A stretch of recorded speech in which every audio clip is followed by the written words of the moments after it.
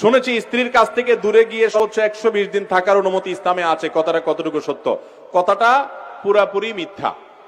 120 দিন কেন, 200 দিনও যদি স্বামীর সঙ্গে স্ত্রী একসাথে না থাকেন, কোনো কারণে হতে পারে, প্রবাসে আছেন অথবা দেশে থাকেন, একসাথে থাকা হয়নি কোনো কারণে, তো এর কারণে কখনো স্বামী স্ত্রীর মধ্যে বিচ্ছেদ সৃষ্টি হবে না।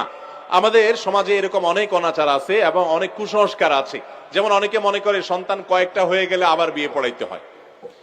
দেখেন, কয়েকটা সন্তান হয়ে গেল বিয়ে তো আরো পাকাপোক্ত না হয়, এটা পড়াইতে হবে কেন? এগুলো সবগুলো আমাদের মন গড়া কথাবার্তা। অতএব 120 দিন, 200 দিন, 500 দিন স্ত্রী থেকে স্বামী দূরে থাকলে সম্পর্ক ছিন্ন হয়ে যায় না। তবে বিনা প্রয়োজনে বাধ্য না হলে এভাবে স্বামী স্ত্রী দূরে থাকাটা ইসলাম কখনো সেটাকে প্রশংসা করে না। স্বামী স্ত্রী যত নিকটে থাকবে, একে অন্যের কাছাকাছি থাকবে, স্বামী স্ত্রীর মধ্যে ভালোবাসা যত গাঢ় হবে, তারা আল্লাহ তাআলা তত প্রিয় পাত্র হতে পারবেন।